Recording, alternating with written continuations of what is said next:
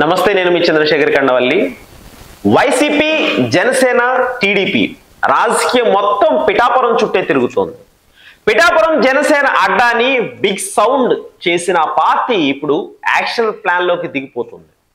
పవన్ గెలుపు వెనక పవన్ క్రేజ్, పిఠాపురం ఓటర్లు, జన సైనికులు ఉన్నారని జనసేన ఆవిర్భావ సభలో గట్టిగా చెప్పిన నాగబాబు వేరే ఎవరైనా ఉన్నారు అని అనుకుంటే అది వారి కర్మ అని పరోక్షంగా పిఠాపురం వర్మను కిలికారు. దాంతో టీడీపీ, జనసేన మధ్య పిఠాపురంలో గ్యాప్ పెరుగుతూ పోతుంది. అయితే ఇక్కడ ఒక ఇంట్రెస్టింగ్ పాయింట్ ఉంది. పిఠాపురం వర్మను ఇంతగా అవమానించిన ఆయన జనసేనతో సఖ్యతకు చూశారు.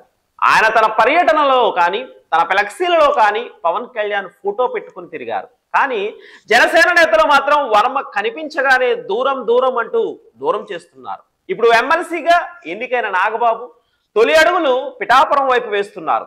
ఇటీవల నాగబాబు పర్యటనకు వర్మ పిలుపు లేదు. సాధారణంగా కూటమిలో ఉన్నప్పుడు ఆ నాయకులను పిలవడం ఆనవాయితీ. కానీ దాన్ని పక్కన పెట్టినట్టు అర్థం అవుతోంది. నాగబాబు జనసేన ఇన్ఛార్జ్ కాబోతున్నారని తెలిసింది. ఆయన ఎమ్మెల్సీ కాబట్టి ఏదో ఒక నియోజకవర్గం ఎంచుకోవచ్చు. కాబట్టి నాగబాబు పిఠాపురం ఎంచుకొని జనసేనను బలోపేతం చేస్తూ వర్మను సైడ్ చేయాలనే వ్యూహాన్ని రచిస్తున్నారని వర్మ వర్గంలో చర్చలు సాగుతున్నాయి. అయితే పిఠాపురం వర్మ ఇటీవల కార్యకర్తే అధినేత అని పర్యటనలు మొదలుపెట్టారు.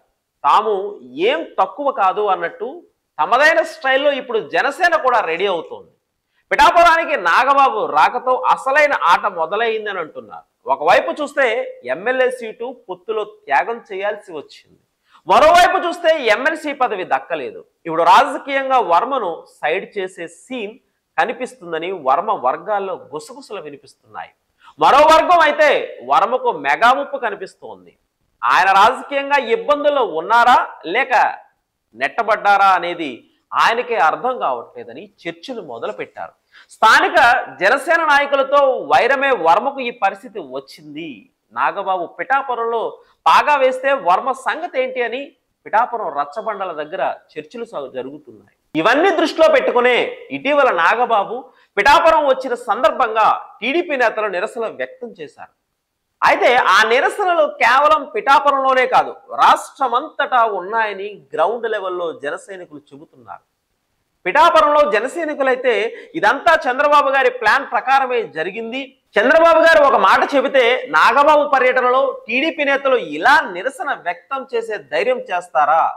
ఆయన మౌనంగా ఉంటూ మీ ఇష్టం, మీరే ఏమైనా చేసుకోండి అనే సంకేతాలు వర్మకు అందించారు. అందుకే నాగబాబు పర్యటనలో ఇలాంటి సంఘటనలు జరిగాయి. దీనివల్ల భవిష్యత్తులో రెండు పార్టీలు ఇబ్బందులు ఎదుర్కొంటాయి అంటూ చెబుతున్నారు.